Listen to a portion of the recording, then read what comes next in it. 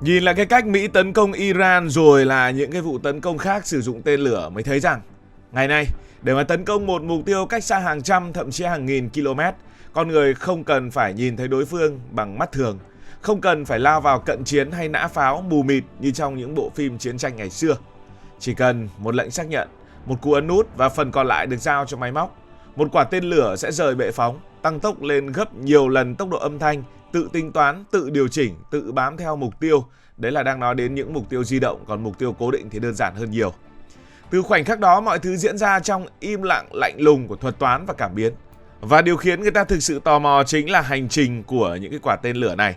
Làm thế nào mà một khối kim loại đang lao đi với vận tốc kinh hoàng lại có thể biết chính xác phải rẽ trái, rẽ phải, tăng tốc hay chỉnh hướng để tìm đến mục tiêu chính xác của mình. Chúng ta hãy nói đến những mục tiêu kể cả di động và cố định. Đầu tiên là di động trước. Và nếu phải chọn một công nghệ làm thay đổi hoàn toàn cách con người đánh nhau ở trên không thì đó chính là radar. Radar khiến bầu trời không còn là khoảng không mù mịt. Nó biến máy bay, tên lửa, thậm chí là những con chim lớn trở thành những chấm sáng ở trên màn hình. Và chính radar là thứ đã giúp tên lửa bám mục tiêu một cách lạnh lùng và chính xác đến mức đáng sợ. Hãy tưởng tượng một chiếc máy bay đang bay ở tốc độ gần 1.000 km/h. Nếu chỉ bắn một quả đạn pháo theo kiểu cổ điển, khả năng trúng là rất thấp. Nhưng khi có radar, câu chuyện hoàn toàn khác. Radar phát ra sóng điện từ, sóng này va vào mục tiêu rồi phản xạ trở lại. Máy tính sẽ tính được khoảng cách, tốc độ, hướng bay của mục tiêu. Khi tên lửa được phóng đi, nó không còn bay mù quáng nữa, mà nó được nuôi bằng dữ liệu liên tục. Có loại radar chủ động, nghĩa là chính quả tên lửa mang theo radar của riêng mình. Khi đến gần mục tiêu, nó bật radar lên và tự săn đuổi. Lúc này phi công bắn có thể quay đầu rút lui vì tên lửa đã tự lo phần còn lại của mình. Gọi là bắn xong là xong nhiệm vụ. Nhưng để có được khả năng đó, bên trong đầu đạn tên lửa phải có cả một hệ thống điện tử tinh vi, vừa đủ nhỏ để nhét vào mũi tên lửa, vừa đủ mạnh để xử lý dữ liệu ở trong tích tắc. Cũng có loại bán chủ động. Ở đó radar không nằm trong tên lửa mà nằm trên máy bay hoặc là chạm mặt đất, những nơi phóng đi. Tên lửa chỉ đóng vai trò là bám theo tín hiệu phản xạ. Điều này bắt buộc phía bắn phải giữ khóa mục tiêu cho đến khi trúng đích. Nếu mất tín hiệu giữa chừng, tên lửa có thể lạc hướng. Radar đã biến cuộc truy đuổi trên không trở thành cuộc chơi của tính toán tốc độ cao. Mỗi giây trôi qua, vị trí mục tiêu thay đổi hàng trăm mét. Máy tính trong tên lửa phải liên tục cập nhật quỹ đạo. Chỉ cần sai số nhỏ, mục tiêu có thể thoát ra. Và chính từ radar, khái niệm bầu trời trong suốt đã ra đời. Không còn chuyện trốn trong mây là an toàn, không còn chuyện đêm tối là che chắn. Radar sẽ nhìn thấy tất cả, nhưng radar vẫn chưa phải là tất cả, bởi vì trên chiến trường, nhiệt cũng là dấu vết. Nếu radar là mắt thì hồng ngoại giống như một chiếc mũi cực nhạy. Mỗi chiếc máy bay phản lực đều là một lò lửa ở trên bầu trời. Động cơ của nó có thể nóng đến hàng nghìn độ C, và trong không gian lạnh lẽo ở độ cao lớn, nguồn nhiệt đó nổi bật như một bóng đèn giữa đêm đen. Tên lửa tầm nhiệt hoạt động theo nguyên lý đơn giản nhưng hiệu quả. Nó không cần phát sóng gì cả, nó chỉ cần nhìn vào nguồn nhiệt lớn nhất ở phía trước. Khi đã khóa được mục tiêu, nó bám theo vùng nhiệt đó cho đến khi va chạm. Sự đáng sợ của tên lửa hồng ngoại nằm ở chỗ nó im lặng. Máy bay mục tiêu có thể không hề biết mình đã bị khóa cho đến khi quá muộn. Không có tín hiệu radar cảnh báo và cũng không có sóng phát ra. Chỉ có một vật thể đang lao tới với tốc độ gấp nhiều lần âm thanh. Nhưng chiến tranh không bao giờ là một chiều. Máy bay hiện đại mang theo mồi bẫy nhiệt. Khi bị nghi ngờ có tên lửa tầm nhiệt, phi công sẽ thả ra những đốm lửa nóng rực hơn cả động cơ. Nếu tên lửa bị đánh lừa, nó sẽ chuyển hướng sang mồi bẫy. Cuộc rượt đuổi lúc này trở thành một màn đấu trí giữa cảm biến và chiến thuật.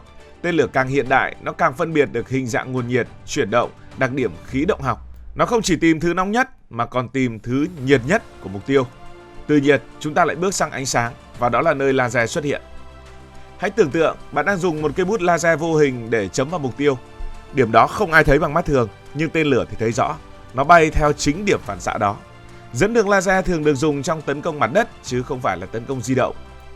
Tên lửa phóng đi và tìm điểm sáng phản xạ. Nó giống như con chim mồi nhìn thấy một điểm sáng duy nhất giữa đám đông. Điểm mạnh của laser là độ chính xác. Nếu radar tính toán trong không gian rộng lớn thì laser tập trung vào một điểm nhỏ. Sai số có thể chỉ vài mét, thậm chí là thấp hơn. Nhưng laser thì cần sự duy trì. Nếu người chiếu laser bị buộc phải di chuyển, nếu thời tiết xấu, nếu khói bụi che khuất, tín hiệu có thể bị gián đoạn, và khi đó tên lửa sẽ mất đi mục tiêu của mình. Từ radar, hồng ngoại, laser, ta thấy một điểm chung. Tất cả đều cần nhìn thấy mục tiêu. Nhưng nếu mục tiêu cố định thì sao? Lúc này, công nghệ khác sẽ bước vào. Và đó chính là dẫn đường GPS và quán tính. Có những mục tiêu không cần phải đuổi theo. Một căn cứ quân sự, một kho chứa, một nhà máy, một phòng họp, chúng đứng yên. Khi đó tên lửa không cần bám theo chuyển động, nó chỉ cần biết chính xác tọa độ của mục tiêu. Hệ thống quán tính dựa trên con quay hồi chuyển và gia tốc kế. Nghe phức tạp nhưng có thể hình dung như sau. Tên lửa tự biết mình đang tăng tốc bao nhiêu, quay bao nhiêu độ trong bao lâu. Từ đó, nó tính được vị trí hiện tại so với điểm xuất phát. Vấn đề là theo thời gian, sai số tích lũy sẽ tăng. Vì vậy, người ta kết hợp với GPS. GPS cung cấp tín hiệu hiệu chỉnh từ vệ tinh, giúp tên lửa điều chỉnh quỹ đạo. Tên lửa hành trình hiện đại bay hàng nghìn km và có thể sử dụng kết hợp quán tính, GPS, radar địa hình, thậm chí cả hình ảnh khớp so với địa hình được cung cấp từ trước. Nó không chỉ bay theo tọa độ mà còn nhìn địa hình bên dưới để so với bản đồ lưu sẵn trong bộ nhớ của mình. Nhưng dù công nghệ là gì, điểm cốt lõi vẫn là một thứ, toán học. Và lúc này thì có một thứ, đó là thuật toán truy đuổi xuất hiện. Tên lửa không bay thẳng vào vị trí hiện tại của mục tiêu. Nếu làm vậy nó sẽ luôn bị chậm, bởi vì khi nó tới, mục tiêu đã ở chỗ khác mất rồi. Thay vào đó, nó dùng một nguyên lý gọi là dẫn đường tỷ lệ. Hiểu đơn giản, nó đo tốc độ thay đổi góc giữa nó và mục tiêu. Nếu góc thay đổi nhanh nghĩa là mục tiêu đang rẽ, tên lửa sẽ rẽ theo với tốc độ điều chỉnh tương ứng. Hãy tưởng tượng bạn đang chạy để bắt một người đang chạy ngang qua bạn. Bạn không chạy tới chỗ người đó đang đứng mà phải chạy tới điểm người đó sẽ đi qua. Tên lửa làm điều đó hàng trăm lần mỗi giây. Mỗi phần nghìn giây, máy tính trong đầu tên lửa tính toán lại quỹ đạo. Cánh lái nhỏ xíu phía sau lưng sẽ rung lên và điều chỉnh hướng bay. Ở tốc độ Mach 2, Mach 3 thậm chí cao hơn, chỉ cần lệch một chút là sẽ chênh hàng trăm mét. Chính sự dự đoán tương lai này khiến tên lửa trở thành kẻ săn mồi toán học cực kỳ đáng sợ. Nhưng vì sao có những mục tiêu vẫn có thể tránh được? Câu trả lời là như thế này. Bởi vì mọi hệ thống đều có giới hạn. Radar có thể bị gây nhiễu, hồng ngoại có thể bị đánh lừa, GPS cũng có thể bị gây nhiễu hoặc đánh lừa tín hiệu, laser có thể bị cản trở bởi thời tiết. Máy bay hiện đại không chỉ bay nhanh, nó có động cơ mạnh, nó có hệ thống cảnh báo sớm, nó có mồi bẫy, nó có tác chiến điện tử. Khi tên lửa đến gần, phi công có thể thực hiện động tác bẻ gắt khiến tên lửa phải tăng quá tải lớn. Nếu vượt quá giới hạn cấu trúc, tên lửa có thể mất kiểm soát. Cuộc đối đầu giữa tên lửa và mục tiêu là cuộc chạy đua công nghệ không bao giờ dừng. Mỗi thế hệ tên lửa mới ra đời thì máy bay lại có biện pháp để né tránh. Và cứ thế, vòng xoáy tiếp tục tiến hóa. Tổng kết lại, khi nhìn một quả tên lửa uốn cong trên bầu trời, ta có thể nghĩ nó có trí thông minh riêng. Nhưng thực ra bên trong chính là cảm biến, là chip xử lý, là thuật toán và các bề mặt điều khiển. Nó bám mục tiêu vì nó đo liên tục, tính toán và điều chỉnh. Nó không nhìn như con người nhưng nó cảm nhận bằng sóng điện tử, bằng nhiệt, bằng ánh sáng và tọa độ. Nó không suy nghĩ như con người nhưng nó dự đoán bằng phương trình. Và chính ở đó ta thấy một điều thú vị.